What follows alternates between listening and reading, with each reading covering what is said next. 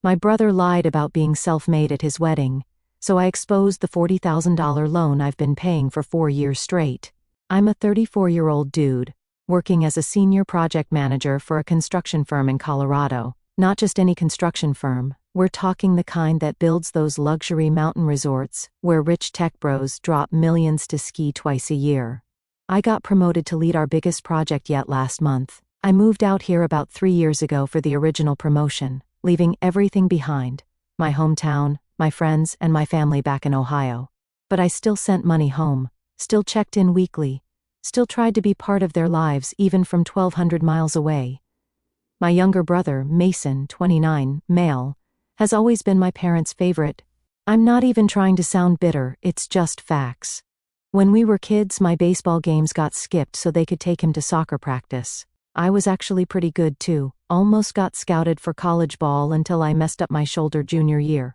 Meanwhile, Mason quit soccer after a season but still got a new PlayStation to make him feel better about it. When I graduated college with an engineering degree, worked my ass off for that degree, they barely showed, said my grandma was feeling under the weather so they couldn't stay long.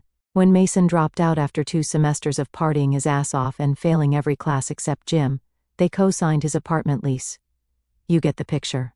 Still, I love the kid. He's my brother, so when he came to me 4 years ago with this idea to open a car detailing shop, I listened. He'd always been into cars. I'll give him that. He had posters of Lambos and Ferraris all over his room growing up, even worked at a car wash for like 3 whole months once. But this detailing business? He had the passion but zero business sense, and definitely zero credit. The banks laughed him out. So guess who co-signed a $40,000 small business loan? This dumbass, right here. I even put down $15,000 of my own money to help with initial equipment. Had to postpone buying a new truck for myself. Was driving a beater with 200,000 miles because of it. Just until the business takes off, he said. I'll have your name off the loan in a year tops. 4 years later, my name's still on that loan. He's never made a single payment. That's all been me. $1,120 coming out of my account every month like clockwork. But his Instagram? Full of posts about being self-made and building from nothing. Started calling himself an entrepreneur and small business owner like he did it all himself, posting pics of him working on some CEO's McLaren with captions like, "Another day, another grind, mobber build it from brick, whatever." I never asked for public credit, never posted about helping him, never even told our mutual friends. It wasn't about that for me. In my mind, that's what brothers do, they help each other out. Then, last year he met his girl, Elise, not at a bar or on Tinder like a normal dude. No, he met her at some charity gala he somehow got invited to. Probably detailing some rich guy's car who felt bad for him. Rich family, country club membership, daddy's a neurosurgeon, mom's family owns half the real estate in their county. Suddenly, Mason's hanging with a different crowd, started dressing different, talking different, traded his Nikes for loafers, started using words like summer as a verb. Oh, we summer in the Hamptons. Who the hell talks like that? Started acting like he came from money, too. Last time I visited, Christmas this year, he barely talked to me. Introduced me to Elise as Jake, my cousin who moved out west. I corrected him, thinking it was a weird joke. He laughed it off, but later that night, I overheard him telling her I was technically his brother. But we weren't close growing up. Said I was the black sheep of the family who couldn't handle the pressure of staying in Ohio. What pressure? The pressure of watching him get everything handed to him at dinner. My mom actually had the balls to brag about how they helped Mason start his business. We believe in supporting entrepreneurship in this family, she said, smiling at Elise's parents. I nearly choked on my turkey. I opened my mouth to say something, but Dad shot me that warning look that said, "Don't you dare make a scene." Same look I'd been getting since I was 10, keep quiet, keep the peace, keep the myth alive that they're the perfect parents. When I tried showing everyone pictures of the resort project I was managing, a $50 million development that I'd been promoted to lead, my dad cut me off. Nobody wants to hear about concrete foundations at Christmas dinner, Jake. 5 minutes later, he spent 20 minutes letting Mason describe in excruciating detail how he detailed some local doctor's Tesla. The effing double standards never end. But I let it slide. Family, right? Cut to last week. I'm scrolling through Facebook and see my cousin Tara post a photo. Can't wait for the Williams-Parker wedding this weekend. Mason and Elise. What the actual? My brother is getting married this weekend and nobody told me. I immediately called my mom. My hands were shaking as I scrolled to her contact, that picture of her gardening from 2 summers ago staring back at me. 3 rings. My stomach knotted tighter with each one. Hello, her voice was cheerful, too cheerful. Hey Mom, I said, trying to keep my voice steady. How's everything back home? Oh, fine. Your father's back is acting up again, but you know how he is. Won't see the doctor. She sounded distracted, like she was doing something else while talking to me, probably prepping for the wedding I wasn't supposed to know about. That's too bad. I took a deep breath. So, I was just on Facebook and saw something interesting. Tara posted about Mason getting married this weekend. The silence on the other end was deafening. I could practically hear her mind racing, trying to formulate an explanation. She's not even going to deny it. Holy. Mom, you still there? Jake? Her voice dropped to that tone she used when she got caught in a lie. How did you find out about that? My stomach dropped. So it's true? What the hell, Mom? Why am I just finding out about this now? My voice cracked despite my efforts to stay calm. I heard her sigh, that martyred sound she'd perfected over the years. Mason and Elise wanted to keep it small, just immediate family and close friends. The words hit me like a physical blow. I actually pulled the phone away and stared at it for a second, wondering if I'd heard her correctly. I am immediate family, I said, my voice rising despite myself. I'm his brother, the brother who's been bankrolling his life for 4 years. The brother who's been dutifully calling home every Sunday. The brother who… You know what I mean, she replied, her voice taking on that dismissive tone I knew so well. People who are present in his life. Present in his life? Something inside me just snapped. All those years of sending money home, of being the responsible one, of putting my own life on hold to help them, and this was what I got in return. I hung up without another word, staring at my blank phone screen. My reflection looked back at me, and I barely recognized myself. The dutiful son, the supportive brother, the family ATM. I opened my laptop and booked a flight to Ohio right then and there, $1,200 for a last-minute ticket, but I didn't care. Had to use my emergency credit card, the one I keep for actual emergencies. Guess finding out you've been erased from your family qualifies. They want me to be absent from their lives? Fine, I'll show up and make my absence permanent. Little did I know how deep this betrayal actually went. Landing in Cleveland, I rented a car and drove straight to my parents' house. The whole way there I kept thinking maybe this was all a miscommunication. Maybe they were planning to surprise me. Maybe there was some explanation that would make sense of all this. I even practiced some chill responses in my head. Oh, you guys got me. Good one. That kind of thing. I was dead wrong. Mom opened the door, looking like she'd seen a ghost. She was wearing one of those fancy mother-of-the-groom outfits, hair freshly done, makeup all perfect, preparing for her son's wedding. Just not for both sons to be there. Jake, what are you doing here? She was already on the defensive. What do you think I'm doing here? My brother's getting married tomorrow, and somehow I wasn't invited. She let me in reluctantly. Dad was sitting at the kitchen table, newspaper in hand, like it was just another Thursday. He'd already started graying when I left, but now he was almost fully silver.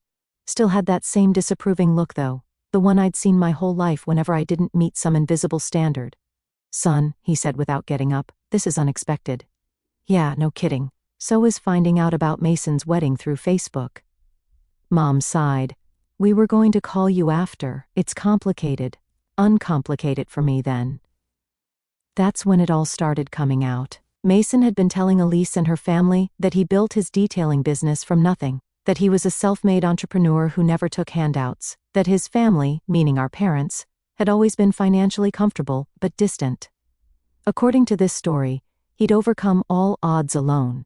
He even told them I was a distant cousin who moved away years ago because I couldn't hack it in the real world, that I was jealous of his success, that I'd been trying to mooch off him ever since his business took off. He's trying to make a good impression on her family, Mom explained. They're very successful people. He didn't want them to know he needed help. Help? I co-signed his freaking business loan.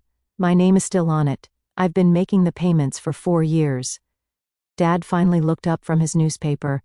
Keep your voice down. Mason and Elise are at the rehearsal dinner, but they'll be back later. I paced around the kitchen, the same kitchen where I'd helped Mom bake cookies as a kid, where Dad taught Mason how to tie a tie, but told me to figure it out because I was older. So many memories in this house, but suddenly I felt like a stranger. And that's not all, I said, suddenly remembering something. Mom, those family expenses you asked me to help with 6 months ago, the $12,000 I sent. Was that for this wedding? The way she avoided eye contact told me everything. You have to understand, she started. The Parkers are paying for most of it, but we needed to contribute something. We couldn't look like we couldn't afford to help with our own son's wedding. We needed to look good for the Parkers, Mom said, not even trying to hide it anymore. You wouldn't understand. Appearance matters. And my feelings don't? Dad scoffed. Oh, here we go with the feelings again. You've always been too sensitive. Mason knows how to play the game of lying, of taking my money while pretending I don't exist.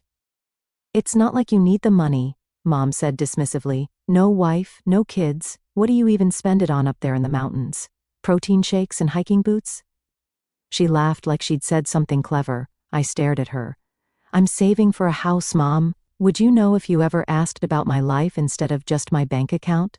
Well, when you decide to start a real life instead of playing mountain man, maybe we'll have something to talk about, Dad muttered. I sat down, feeling like I'd been punched in the stomach. I'd been working overtime for months to save up for a down payment on a house in Colorado.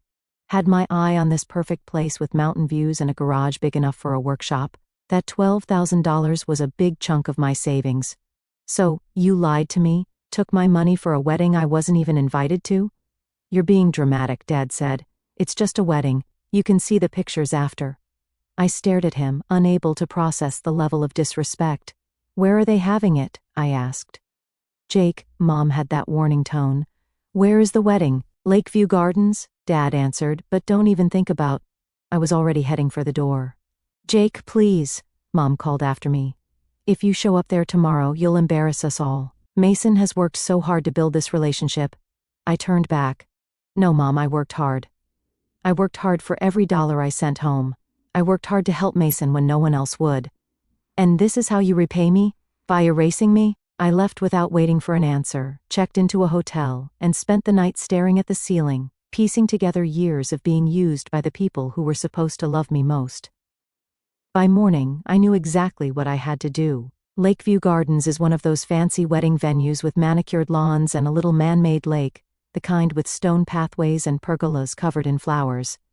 Costs a fortune to book, especially in June. I knew because I'd apparently paid for part of it. I showed up about an hour before the ceremony was scheduled to start, dressed well, dark blue suit, no tie, casual but appropriate. I wasn't there to look like some angry outsider. I wanted to blend in just enough to get past security. At the entrance, a guy with a clipboard stopped me. Name, sir? Jake Williams. I'm the groom's brother. He scanned his list, flipped a page, then looked back up. I'm sorry, sir, I don't see you on the guest list. There must be a mistake. I'm Mason Williams's brother. Sir, I have strict instructions about the guest list. If you're not on it, I can't let you in. I could see past him into the venue. People were already arriving, being seated by ushers. I recognized some faces, family, friends, cousins, my high school baseball coach who'd always treated me like a son, people who'd known me my entire life all dressed up to celebrate my brother while pretending I didn't exist. Look, just call Mason or my parents, they'll clear this up. The guy sighed but made a call. Within minutes my mom came hurrying out, looking flustered. Jake, what are you doing here? We talked about this. No, you talked. I never agreed to be erased from my own brother's life. She pulled me aside, lowering her voice. Please don't make a scene. The Parkers are inside. This is such an important day for Mason. Important enough to lie about who he is? Who I am. Mason didn't want the in-laws asking questions about money, she hissed. You wouldn't understand. You're too blunt, always needing credit for things. That hit me like a slap. When had I ever asked for credit? When had I ever bragged about helping them? I helped because it was the right thing to do, and I was happy to do it. Not because I needed a damn parade thrown in my honor.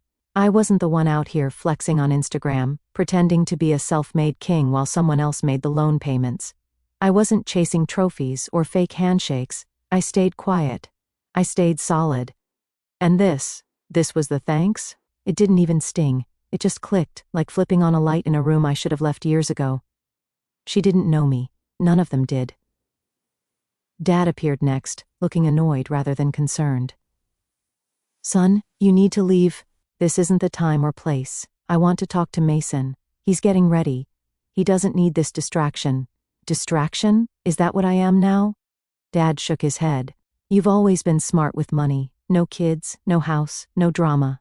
You're fine. Why make this about you? I couldn't believe what I was hearing. Because I'd been responsible with my life, because I hadn't created problems, I somehow deserved to be treated like this? Before I could respond, Mason appeared in the doorway. He was in his tux, looking perfect except for the rage on his face when he saw me. Designer suit, probably. Hair perfectly styled with that slight wave that girls love. He'd been hitting the gym, too, filled out since Christmas, looking like the perfect groom. He stormed over. What the hell are you doing here? I heard my brother was getting married. Strangely, my invitation must have gotten lost in the mail. You should have known you weren't really invited, he snapped. It wasn't personal. It was strategic. You have a big mouth. You'd make it all about you, like you always do. I looked at him, and his insecurities were practically screaming through his clenched jaw, like watching a toddler in a designer suit. What a joke. Make it about me? Cool theory, bro. When exactly did I do that? When I silently co-signed your loan? Or maybe when I funded your business without telling a soul? Oh wait, maybe when I unknowingly bankrolled this wedding you didn't invite me to? Yeah, I'm clearly attention-seeking. He glanced nervously toward the entrance, clearly worried someone might overhear. Then he leaned in, voice dripping with contempt. You think you're so much better than everyone because you have a corporate job and a degree. Big freaking deal. I'm building something real, something mine, and I don't need you lording it over Elise's family about how you helped me. I earned this. Earned it? I let out a short laugh and shook my head. With what money exactly? Remind me again who makes your loan payments, who bought your initial equipment. Man, I should take notes on your version of earning things. Sounds way easier than actually paying for stuff. Whatever, he hissed. Just because you write some checks doesn't mean you get to be part of my life. You chose to leave. You chose Colorado over family. Don't act surprised when family chooses not to include you. I left for a job, genius, I said, keeping my voice casual, like we were discussing the weather. A job that apparently funds your life. Consider this my resignation as your personal ATM. He looked around frantically. Keep your voice down. Elise's family is inside. Oh, right, the family you've been bullshitting. Should we go chat with them about your self-made success story? I bet they'd love to hear how the business was actually built. His face paled. You wouldn't. I straightened my jacket and gave him my best customer service smile. Watch me. I walked past Mason toward the entrance of the venue. The security guy tried to stop me. Sir, you can't. Try and stop me, I said, not even looking at him. Something in my voice must have warned him not to push it. Maybe it was the look in my eyes, the look of a man with nothing left to lose. Inside, the venue was gorgeous. Money everywhere you looked. My money, partly, the money I'd been sending home, thinking it was for something important, not knowing it was for a celebration I wasn't welcome at. I saw Elise. She was standing with an older couple who had to be her parents. Same sharp features, same confident stance. The perfect family my brother wanted so desperately to join. Mason rushed in behind me, with our parents close behind. Jake, don't do this, he pleaded quietly, grabbing my arm. I shook him off. By now, people were starting to stare. The music faltered, heads turned, whispers started. Who's that? Why does he look so angry? Elise spotted Mason and smiled, then noticed me, and the look on her face, confusion, then concern. She started walking over, her parents following. Mason, is everything okay? She asked. Who's this? Mason's face was a mask of panic. This is, Jake, I'm his brother, I finished for him. His only brother, actually. Strange we haven't met before. Confusion crossed her face. Brother? I thought. She looked at Mason. You said your brother was a distant cousin, who moved away years ago. That's not exactly, Mason started. Not exactly true, I finished. I'm not distant, and I'm definitely not a cousin. I'm the guy whose name is on the loan for Mason's detailing business. The business he claims he built from scratch without any help. Elise's father stepped forward, almost my height but carrying himself like he was 7 feet tall. What's he talking about, Mason? Mason looked like he might be sick. Mr. Parker, I can explain. He's saying I co-signed the $40,000 loan that started his business, I said. I put down $15,000 of my own money for equipment, and for 4 years I've been making the payments because he never has. The room had gone completely silent. Everyone was watching now. The string quartet had stopped playing. Even the catering staff had paused to watch the drama unfold. I'm also the guy who apparently helped pay for this wedding without knowing it. My mother asked me for money for family expenses 6 months ago. $12,000 that went to this venue, these flowers, that dress, I said, pointing around the room. All for a wedding I wasn't even invited to. Elise looked at Mason, then at his parents, then back at me. Is this true? Mason's face had gone from panic to anger. Jake, you need to leave now. Or what? You'll have security throw out the guy who's been bankrolling your life? The brother you're ashamed of because he doesn't fit your fake rich kid narrative? Parker's face had hardened. Mason, I think we need to have a conversation in private. Sir, this isn't what it looks like, Mason tried. Actually, it's exactly what it looks like, I said. He's been lying to you about who he is, about his business, about me. He didn't want me here because I know the truth. Elise was now staring at Mason like she'd never seen him before, like she was seeing the mask slip for the first time. You told me you built that business yourself, that no one ever helped you. I did build it myself, Mason insisted. Then why is his name on the loan? Parker asked, his tone deadly quiet, the kind of quiet that comes before a storm. Mason had no answer. I turned to go, my point made. I'd said what I came to say, the damage was done. But before I reached the door, I heard Elise say something that stopped me in my tracks. The wedding's off. I didn't stick around for the fallout. Didn't need to see Mason's face crumble, or hear the shocked gasps of the guests, or watch Elise's family pull her away. I'd done what I came to do. But I didn't feel triumphant. I felt hollow, like I'd finally won a game that had been rigged against me from the start, but the prize wasn't worth it. Outside, the June sunshine seemed too cheerful for what had just happened. I loosened my collar and walked toward my rental car. My phone lit up like a Christmas tree before I even made it to my car. The Williams family circus was in full swing. Aunt Linda, how could you embarrass the family like this after everything they've done for you? Uncle Rob, real men support their brothers, not tear them down. Cousin Ryan, dude, what the actual is wrong with you? Mason's been crying for an hour. I scrolled through the messages with the same enthusiasm I'd have for a root canal. Everything they've done for me? Right. Must have missed all those charitable acts between the gaslighting and ATM withdrawals. And Ryan? The same cousin whose car down payment I helped with last year because he was in a rough spot? Funny how his memory works better for Mason's tears than my bank transfers. The family group chat was peak comedy. Someone had actually started a thread titled, Jake's Meltdown. Adorable. Apparently expecting basic human decency makes me the unstable one. My favorite was from cousin Steph, who I'd helped move across the country for free when her boyfriend kicked her out. She wrote, always knew Jake had issues. Remember how he wouldn't let Mason borrow his car in high school? Yeah, cool story, Steph, conveniently forgetting the part where he'd already turned my bike into modern art and never replaced it. These people had selective memory that would impress an amnesiac. The only thing they remembered about me was when I occasionally had the audacity to say no to their endless requests.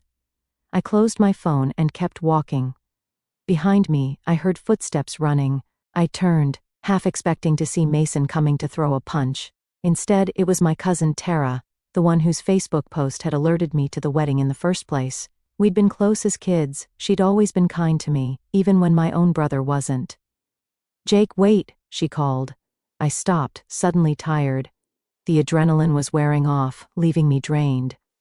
What, Tara? She caught up, slightly out of breath in her bridesmaid dress, light blue, matching the wedding colors. I didn't know, she said, about any of it, about the loan, about the money for the wedding, I swear. But you knew I wasn't invited. She looked down. Yeah, I did. They told everyone you couldn't make it because of work, that you were too busy to come back for the wedding. I laughed bitterly. And everyone just believed that? No one thought to ask me directly? I'm sorry, she said, and she looked like she meant it. I should have called you, I didn't want to get in the middle, too late for that now. She nodded, then surprised me by hugging me quickly. For what it's worth, I think what you did took guts. Mason's been different since he met Elise, like he's been playing a part. I didn't respond. What was there to say? What are you going to do now, she asked. Go back to my hotel, fly home tomorrow, get on with my life. And Mason? Your parents? I shrugged. That's up to them. As I drove away, my phone started blowing up. First my mom, then my dad, then Mason. Text messages, voicemails. I didn't read or listen to any of them, just kept driving, windows down, letting the summer air clear my head. I thought about stopping at my old favorite burger joint, the one where Dad used to take us after Little League games, the one where he'd buy Mason a milkshake when his team won but tell me to toughen up when mine lost. Decided against it. Some memories are better left in the past. Back at the hotel, I ordered room service, a massive steak and fries, comfort food, put on a basketball game I didn't care about just for the noise, and sat on the bed staring at the wall, trying to process everything. Around 8 o'clock in the evening, there was a knock at my door. I opened it to find my parents standing there. They looked older, somehow defeated, but there was anger in their eyes too. May we come in? Mom asked stiffly. I stepped aside. They entered but didn't sit down.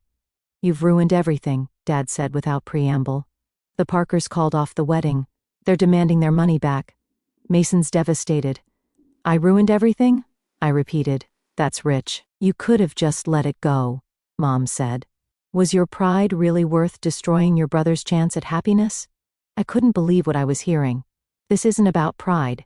It's about years of being used, being lied about, being erased. It's about my own family treating me like an ATM instead of a person. We never asked for that much, Dad argued. It's not about the amount. It's that you asked it all. For a wedding I wasn't even invited to. It's that Mason has been lying about me, about himself, about everything. He was trying to make something of himself, Mom insisted. The Parkers have connections. This could have set him up for life. So that makes it okay to pretend I don't exist? To lie about who paid for his business? They didn't have an answer for that. Where is Mason now? I asked. At our house, Dad said, probably crying into his pillow thanks to you. Has he called the bank yet to get my name off that loan? Mom looked confused. What? No, of course not. There's been a crisis, Jake. A crisis he created by lying, I pointed out, and neither of you seem to care about that part. Dad shook his head. You've always been jealous of Mason, always resented him for being more social, more likable. I stared at my father in disbelief. Is that really what you think? That I'm jealous of my brother? I helped him. I supported him. I wanted him to succeed. I just didn't want to be treated like nothing in return. You've always been dramatic, Mom said dismissively, making everything into a bigger deal than it needs to be. And that's when I knew nothing I could say would ever make them see my side. In their eyes, I would always be the problem, the difficult son, the one who didn't fit the narrative they wanted for their family. I think you should go, I said quietly. Jake, Mom started.